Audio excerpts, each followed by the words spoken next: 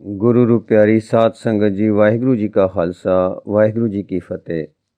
Professor Puran Singh ji ਦੀ ਇੱਕ ਅਮੋਲਕ ਰਚਨਾ ਹੈ ਜਿਸ ਦਾ ਸਿਰਲੇਖ ਹੈ ਕਵੀ ਦਾ ਦਿਲ। ਆਓ ਉਸ ਦਾ ਅਖੀਰਲਾ ਭਾਗ ਸਰਵਣ ਕਰਨ ਦੀ ਕੋਸ਼ਿਸ਼ ਕਰੀਏ ਜੀ। ਲੜੀ ਨੂੰ ਜੋੜਨ ਲਈ ਪਿਛਲੇ ਭਾਗ ਦੀਆਂ ਕੁਝ ਸਤਰਾਂ ਦੁਬਾਰਾ ਪੜ੍ਹੀਆਂ ਜਾ ਰਹੀਆਂ ਹਨ ਕਿ ਸ਼ਿੰਗਾਰ, ਵੈਰਾਗਯ, ਬੀਰ ਤੇ ਕਰੁਣਾ ਰਸ ਆਦਿ ਸਾਡੇ ਕਵੀ ਦੇ ਅਲੰਕਾਰਿਕ ਰੰਗ ਹਨ। ਕਵੀ ਦਿਲ ਤੇ ਚਿੱਤ ਸਦਾ ਕਜਿਆ ਹੈ। ਉਹਦੇ ਇਰਦ ਗਿਰਦ ਸਦਾ ਉਸ ਤਰ੍ਹਾਂ ਦਾ ਪਰਲਈ ਹਨੇਰੇ ਧੁੰਦੂ ਕਾਰਾ ਜਿਹਾ ਦਾ ਪਰਦਾ ਹੁੰਦਾ ਹੈ ਜਿਹਦਾ ਰੂਪ ਅਸੀਂ ਚਿੰਨ੍ਹ ਮਾਤਰ ਦੱਸ ਆਏ ਹਾਂ। ਜਦ ਕੁਦਰਤ ਆਪਣੀ ਬਰਫਾਨੀ ਕਿਸੇ ਚੋਟੀ ਨੂੰ ਨਵੀਂ ਵਿਆਹੀ ਵੋਟੀ ਵਾਂਗ ਸਜਾ ਕੇ ਘੜੀ ਦੀ ਘੜੀ ਛਾਏ ਬਦਲਾਂ ਦੇ ਪਰਦੇ ਨੂੰ ਅੱਧਾ ਖੱਬੇ ਅੱਧਾ ਸੱਜੇ ਕਰ ਦਰਸਾਉਂਦਾ ਹੈ ਤੇ ਨਾਲੇ ਸੂਰਜ ਦੀ ਟਿਕਾ ਉਸ ਰਸਕ ਕਿਰਤ ਤੇ ਨੂਰ ਦੇ ਫੁੱਲ ਵਰਸਾਉਂਦੀ ਨਜ਼ਰ ਆਉਂਦੀ ਹੈ, ਇਉਂ ਹੀ ਕਵੀ ਚਿੱਤ, ਕਵੀ ਦਿਲ, ਕਵੀ ਰਸ ਦੀ ਕਿਰਤ ਦਾ ਝਾਕਾ ਸਾਨੂੰ ਕਦੀ ਕਦੀ ਕਿਸੇ ਸੁਆਂਤੀ ਨਛੱਤਰ ਦੀ ਘੜੀ ਬਸ ਇੱਕ ਪਲ ਛਿਣ ਲਈ ਨਸੀਬ ਹੁੰਦਾ ਹੈ। ਕਵੀ ਚਿੱਤ ਇੱਕ ਚਿੱਤਰ ਖਿੱਚਣ ਵਾਲੀ ਬੁੱਤਸ਼ਾਲਾ ਹੈ ਜਿੱਥੇ ਮਾਦਾ ਜਗਤ, ਮੁਰਦਾ ਜ਼ਿੰਦਗੀ, ਰੂਹਾਨੀ ਜਗਤ ਦੀ ਸਦਾ ਜੀਵੀ ਜੋਤ ਜ਼ਿੰਦਗੀ ਦੀ ਸਮੱਗਰੀ ਹੈ। ਨਾ ਸਿਰਫ ਰੂਪ ਰੰਗ ਨੂੰ ਪਰਮਾਣੂ ਰੂਪ ਕਰ ਰੱਬੀ ਗੁਣਾਂ ਨੂੰ ਚੁਣ ਚੁਣ ਆਪਣੇ ਅੰਦਰ ਭਰਦਾ ਹੈ, ਉਹ ਹਰ ਇੱਕ ਰੰਗ, ਚਾਲ, ਥਰਥਰਾਹਟ, ਕਾਂਬੇ, ਹਿਲਜੁਲ, ਪਰਵੱਟੇ ਤੇ ਅੱਖਾਂ ਦੇ ਇਸ਼ਾਰਿਆਂ, ਨਜ਼ਰਾਂ ਦੇ ਅਰਥਾਂ ਆਦਿ ਸਭ ਨੂੰ ਆਪਣੀ ਹੰਸ ਵਾਲੀ ਸ਼ਕਤੀ ਦੁਆਰਾ ਪਰਮਾਣੂ ਕਰ ਸੁੱਟਦਾ ਹੈ ਤੇ ਉਸ ਵਿੱਚੋਂ ਇਹਨਾਂ ਜ਼ਿੰਦਗੀ ਦੇ ਚੁੱਪ ਚਾਲਾਂ, ਕਾਂਬਿਆਂ ਤੇ ਇਸ਼ਾਰਿਆਂ ਤੇ ਸੈਣਤਾਂ ਦੇ ਵਿੱਚੋਂ ਰੱਬੀ ਪਰਮਾਣੂ ਕੱਢ ਕੇ ਚੁਣ ਕੇ ਆਪਣੇ ਦਿਲ ਦੀਆਂ ਲੁਕੀਆਂ ਤਹਿਾਂ ਵਿੱਚ ਰੱਬੀ ਚਿੱਤਰ ਰੂਪ ਕਰ ਇਕੱਠਾ ਕਰਦਾ ਹੈ। ਜਿਸ ਤਰ੍ਹਾਂ ਇਸ ਹੈਵਾਨੀ ਜੀਵਨ ਖੇਤਰ ਤੇ ਹੈਵਾਨ ਕੁਦਰਤ ਦੇ ਚੌਗਿਰਦੇ ਵਿੱਚ ਦੀ ਲੰਘਦੇ ਅਸਾਂ ਕਵੀ ਚਿੱਤ ਨੂੰ ਰੂਪ ਰੰਗ ਤੇ ਨਾਨਾ ਸ਼ਰੀਰੀ ਜੀਵਨ ਦੇ ਭੂਤਿਕ ਮਾਦਾ ਮਨ ਦੀ ਹਿਲਜੁਲ ਆਦਿ ਨੂੰ ਪਰਮਾਣੂ ਕਰਦੇ ਤੇ ਚੋਣ ਕਰਦੇ ਤੱਕਿਆ ਹੈ। ਇਸੀ ਤਰ੍ਹਾਂ ਹੁਣ ਅਸੀਂ ਇਹਨੂੰ ਇਸ ਪਾਰਦਰਸ਼ੀ ਚੌਗਿਰਦੇ ਦੇ ਕਰਮ ਖੇਤਰ ਵਿੱਚੋਂ ਲੰਘਦੇ ਦੇਖ ਸਕਦੇ ਹਾਂ। ਇਹ ਸੋਨੇ ਦੀ ਰੇਖ ਜਿੱਥੇ ਵੱਗੇ ਆਪਸੀ ਚਮਕ ਵਿੱਚ ਆਉਂਦੀ ਹੈ, ਇਹਨੂੰ ਕੋਈ ਆਦਮੀ ਪਿੱਤਲ ਆਖ ਨਹੀਂ ਸਕਦਾ। ਕਵੀ ਚਿੱਤ ਕਰਮਾਂ, ਭੋਗਾਂ, ਜੋਗਾਂ, ਗ੍ਰਸਥਾਂ, ਪਾਪਾਂ, ਪੁੰਨਾਂ ਵਿੱਚੋਂ ਦੀ ਲੰਘਦਾ ਆਪਣੇ ਕਰਮਾਂ ਨੂੰ ਵੀ ਪਰਮਾਣੂ ਕਰ ਸੁੱਟਦਾ ਹੈ ਤੇ ਕੇਵਲ ਰੱਬੀ ਕਰਮ ਤੇ ਪਰਮਾਣੂ ਮਿਕਨਾਤੀਸ ਵਾਂਗ ਉਸ ਨਾਲ ਰਹਿੰਦੇ ਹਨ। ਬਾਕੀ ਸਭ ਆਪ ਮੁਹਾਰੇ ਚੜ ਜਾਂਦੇ ਹਨ। ਕਵੀ ਸਦਾ ਕਰਮਾਂ ਦੀ ਸੇਜਲ ਥੀ ਅਣਭਿੱਜਾ ਹੁੰਦਾ ਹੈ। ਹੈਵਾਨ ਲੋਕੀ ਬੜੇ ਧੋਖੇ ਖਾਂਦੇ ਹਨ, ਮਨ ਦੇ ਪਦਾਰਥਕ ਵਿਚਾਰਾਂ ਦੇ ਮਾਰੂ ਰੂਹਾਨੀ ਕਰਿਸ਼ਮੇ ਥੀ ਨਾਵਾਕਫ ਹੁੰਦੇ ਹਨ। ਸ਼ਰਾਬੀਆਂ ਵਾਂਗ ਪਾਰਥਕ ਬੇਹੋਸ਼ੀ ਵਿੱਚ ਕੁਛ ਦਾ ਕੁਛ ਕਹਿੰਦੇ ਜਾਂਦੇ ਹਨ। ਕਵੀ ਚਿੱਤ ਤਲਵਾਰ ਚੁੱਕ ਜਦ ਮਾਰਦਾ ਹੈ ਤੇ ਮੈਦਾਨੇ ਜੰਗ ਵਿੱਚ ਇੱਕ ਜਰਨੈਲ ਤੇ ਸਿਪਾਹੀ ਵਾਂਗ ਕੱਪੜੇ ਪਾਏ ਕਾਤਲਾਂ, ਜੱਲਾਦਾਂ ਵਾਲੇ ਕਹਿਰ ਕਰਮ ਵਿੱਚ ਦਿਸ ਆਉਂਦਾ ਹੈ, ਤਦ ਇਹਨਾਂ ਮੋਏ ਮਾਰੇ ਬੰਦਿਆਂ ਦੀ ਪਾਰਸਾਈ ਤੇ ਪਿਆਰ, ਪਾਕੀਜ਼ਗੀ ਆਦਿ ਕੰਬ ਉੱਠਦੇ ਹਨ। ਮੋਏ ਮਨਾਂ ਨੂੰ ਹੋਲ ਪੈ ਜਾਂਦਾ ਹੈ ਕਿ ਰੱਬ ਤਾਂ ਕਦੀ ਕਤਲ ਕਰਨ ਵਿੱਚ ਵੀ ਹੋ ਸਕਦੀ ਹੈ।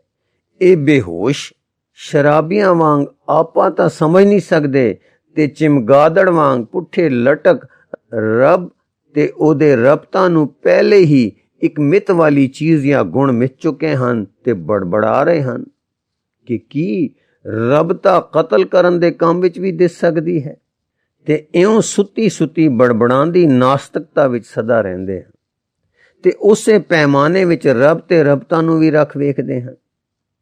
ਜੀ ਦੀ ਚੀਜ਼ ਨੂੰ ਮੁਰਦਾ ਜਿਹਾ ਬਣਾ ਕੇ ਆਪਣੇ ਮਨ ਵਿੱਚ ਲਟਕਾ ਆਪਣੀ ਰਬਤਾ ਤੇ ਖੁਸ਼ ਹੁੰਦੇ ਹਨ, ਗੁਟਕਦੇ ਹਨ ਕਿ ਅਸਾਂ ਰੱਬ ਪਾ ਲਿਆ ਹੈ, ਹੋਰ ਰੱਬ ਹੁਣ ਕਿਧਰੇ ਨਹੀਂ ਰਿਹਾ।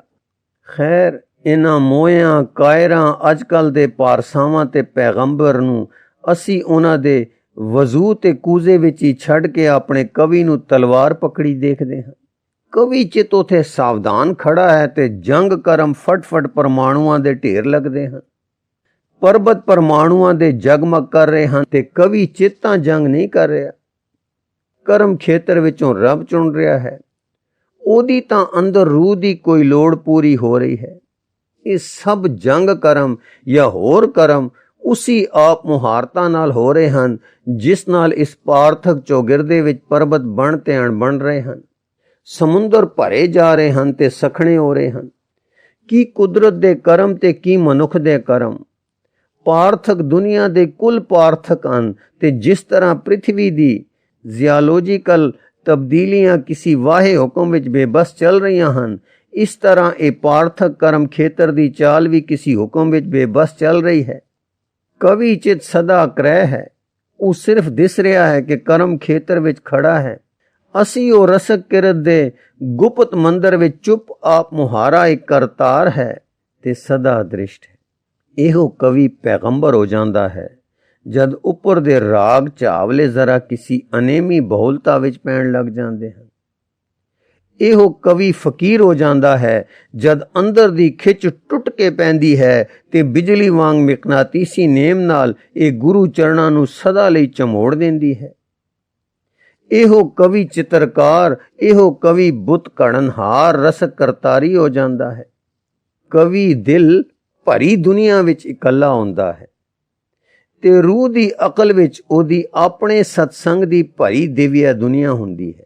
ਕਵਿਤਾ ਚਾਹੇ ਲਿਖੇ ਚਾਹੇ ਨਾ ਲਿਖੇ, ਕਵੀ ਸਦਾ ਰਸ ਦਾ ਕਰਤਾਰ ਹੁੰਦਾ ਹੈ। ਫਿਰ ਦੁਹਰਾ ਦਈਏ ਕਿ ਕਵੀ ਦਿਲ ਭਰੀ ਦੁਨੀਆ ਵਿੱਚ ਇਕੱਲਾ ਹੁੰਦਾ ਹੈ ਤੇ ਰੂਹ ਦੀ ਅਕਲ ਵਿੱਚ ਉਹਦੀ ਆਪਣੇ ਸਤਸੰਗ ਦੀ ਭਰੀ ਦਿਵਿਆ ਦੁਨੀਆ ਹੁੰਦੀ ਹੈ। ਕਵਿਤਾ ਚਾਹੇ ਲਿਖੇ ਚਾਹੇ ਨਾ ਲਿਖੇ, ਕਵੀ ਸਦਾ ਰਸ ਦਾ ਕਰਤਾਰ ਹੁੰਦਾ ਹੈ। ਉਹਦੀਆਂ ਨਦਰਾਂ, ਉਹਦੀ ਟੋਰ, ਉਹਦੀ ਬੋਲ, ਸਹਿਜ ਸੁਭਾਏ ਗੱਲਾਂ ਸਭ ਕਵਿਤਾ ਹਨ। ਕੁਛ ਪਤਾ ਨਹੀਂ ਕਿਹੜੀ ਗੱਲ, ਕਿਹੜਾ ਕਰਮ, ਕਿਹੜਾ ਚਹੁਲ ਤੇ ਕਿਹੜੀ ਲਗਨ ਕਵੀ ਨੂੰ ਉਕਸਾਵੇਗੀ ਤੇ ਉਸ ਉਕਸਾਵਟ ਦਾ ਪਰਿਣਾਮ ਪਤਾ ਨਹੀਂ ਕਦ ਘੜੀ ਬਾਅਦ ਕੇ 20 ਵਰਿਆਂ ਬਾਅਦ ਕੁਛ ਚੀਜ਼ ਪ੍ਰਗਟ ਹੋ ਬਾਹਰ ਆਵੇਗੀ।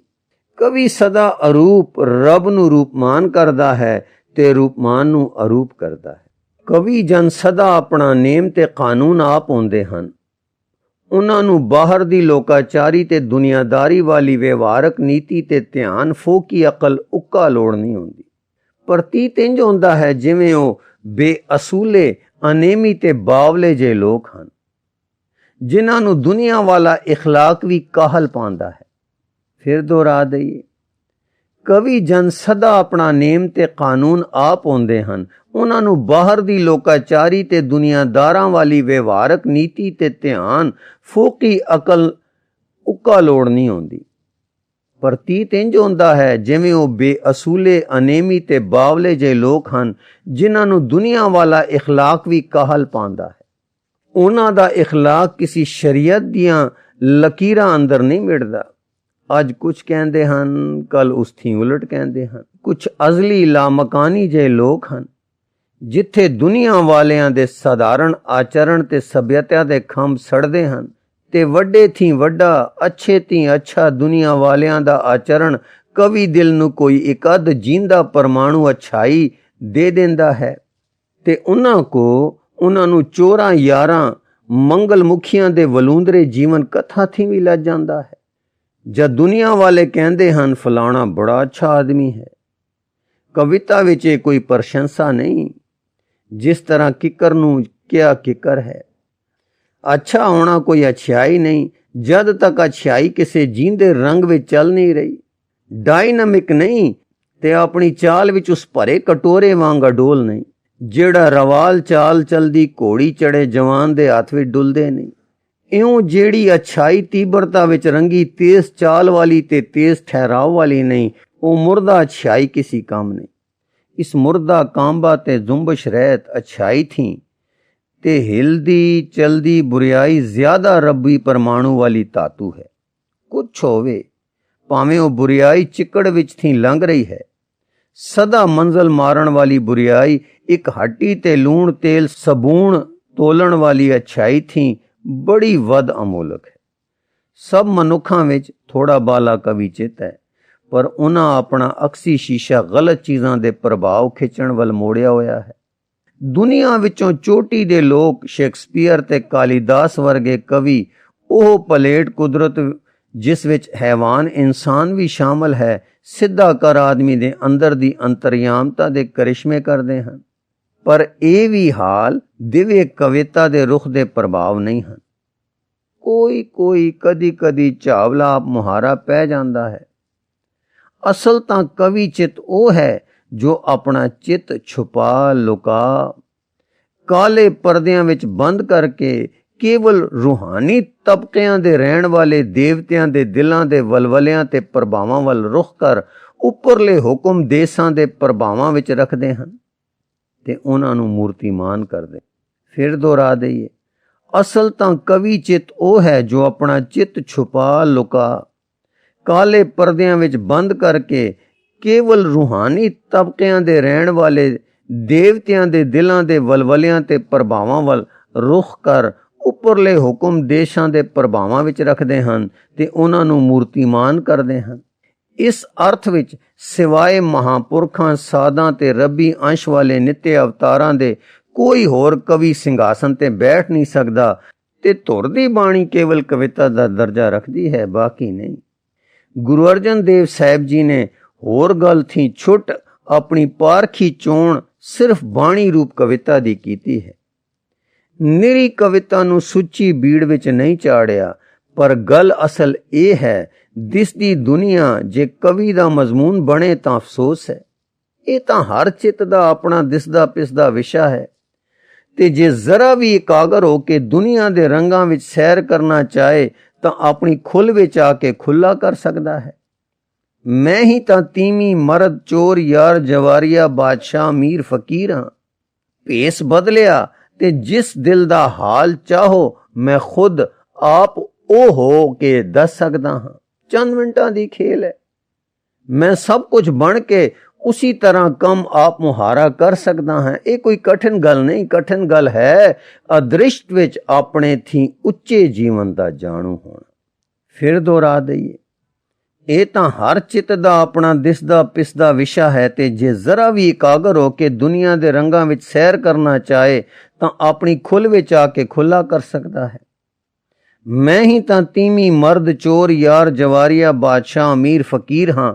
ਭੇਸ ਬਦਲਿਆ ਤੇ ਜਿਸ ਦਿਲ ਦਾ ਹਾਲ ਚਾਹੋ ਮੈਂ ਖੁਦ ਆਪ ਉਹ ਹੋ ਕੇ ਦੱਸ ਸਕਦਾ ਹਾਂ। ਚੰਦ ਮਿੰਟਾਂ ਦੀ ਖੇਲ ਹੈ। ਮੈਂ ਸਭ ਕੁਝ ਬਣ ਕੇ ਉਸੀ ਤਰ੍ਹਾਂ ਕੰਮ ਆਪ ਮੁਹਾਰਾ ਕਰ ਸਕਦਾ ਹਾਂ। ਇਹ ਕੋਈ ਕਠਿਨ ਗੱਲ ਨਹੀਂ, ਕਠਿਨ ਗੱਲ ਹੈ ਅਦ੍ਰਿਸ਼ਟ ਵਿੱਚ ਆਪਣੇ ਥੀ ਉੱਚੇ ਜੀਵਨ ਦਾ ਜਾਣੂ ਹੋਣਾ। ਉਹਦਾ ਪਤਾ ਕਵੀ ਪਾਸੋਂ ਅਸੀਂ ਪੁੱਛਣ ਦੇ ਹੱਕਦਾਰ ਹਾਂ, ਪਰ ਉਹ ਨਾ ਸ਼ੇਕਸਪੀਅਰ ਨਾ ਕਾਲੀਦਾਸ ਕੋਈ ਹੁੰਦਾ ਹੈ। ਕਾਹਦੇ ਕਵੀ ਹੋਏ? ਸ਼ੇਕਸਪੀਅਰ ਪ੍ਰਾਸਪੀਰੋ ਥੀ ਵੱਧ ਤੇ ਹੈਮਲੇਟ ਦੇ ਆਪਣੇ ਮੋਏ ਹੋਏ ਪਿਓ ਦੇ ਪੁੱਤਰ ਦੇਖਣ ਥੀ ਵੱਧ ਹੋਰ ਕੋਈ ਅਦ੍ਰਿਸ਼ਟ ਦੇਸ਼ਾਂ ਦਾ ਹਾਲ ਨਹੀਂ ਦੱਸ ਸਕੇ। ਕਾਲੀਦਾਸ ਇਹਨਾਂ ਦੱਸਦਾ ਹੈ ਕਿ ਸੋਹਣਪ ਉੱਪਰੋਂ ਆਉਂਦੀ ਹੈ, ਪਰ ਫਿਰ ਸਿਵਾਏ ਸ਼ਿੰਗਾਰ ਰਸ ਦੀਆਂ ਉੱਚੀਆਂ ਤਸਵੀਰਾਂ ਦੇ ਕੀ ਹੋਰ ਖਿੱਚਦਾ ਹੈ। ਇਹਨਾਂ ਥੀ ਤਾਂ ਭਰਥਰੀ ਹਰੀ ਬੜੇ ਉੱਚੇ ਪਾਏ ਦਾ ਕਵੀ ਹੈ, ਹੋਰ ਨਹੀਂ ਤਾਂ ਇਹਨਾਂ ਦੀ ਕਵਿਤਾ ਨੂੰ ਕਣ ਦੇਣ ਵਿੱਚ ਤਾਂ ਸ਼ੇਰ ਹੈ। ਅੰਜੀਲ ਦੀ ਕਵਿਤਾ ਨਾਲ ਪੱਛਮੀ ਦੇਸ਼ ਦਾ ਕੋਈ ਵੀ ਕਵੀ ਨਹੀਂ ਪਹੁੰਚਦਾ। ਉਪਨਿਸ਼ਦਾਂ ਦੀ ਕਵਿਤਾ ਨਾਲ ਕੋਈ ਹੋਰ ਸੰਸਕ੍ਰਿਤੀ ਕਵੀ ਨਹੀਂ ਪਹੁੰਚਦਾ। ਕੁਰਾਨ ਦੀ ਕਵਿਤਾ ਸਦਾ ਲਈ ਕੁੱਲ ਅਰਬੀ ਤੇ ਫਾਰਸੀ ਕਵਿਤਾ ਥੀ ਮਹਾਨ ਉੱਚੀ ਰਹੇਗੀ। ਸ੍ਰੀ ਗੁਰੂ ਗ੍ਰੰਥ ਸਾਹਿਬ ਜੀ ਵਿੱਚ ਚੜੀ ਬਾਣੀ ਮੌਤ ਥੀ ਬਾਅਦ ਰੂਹ ਦੀ ਦੇਵੀ ਸਾਥਣ ਹੋਈ ਮਦਦ ਕਰਦੀ ਜਾ ਰਹੀ ਹੈ ਤੇ ਇਹ ਬਾਣੀ ਧੁਰ ਅਦ੍ਰਿਸ਼ਟ ਦੇਸ਼ਾਂ ਵਿੱਚ ਕੀਰਤਨ ਰੂਪ ਵਿੱਚ ਗੂੰਜ ਰਹੀ ਹੈ।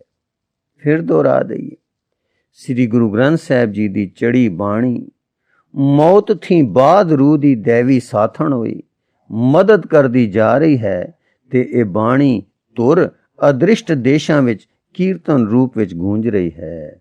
ਵਾਹਿਗੁਰੂ ਜੀ ਕਾ ਖਾਲਸਾ, ਵਾਹਿਗੁਰੂ ਜੀ ਕੀ ਫਤਿਹ।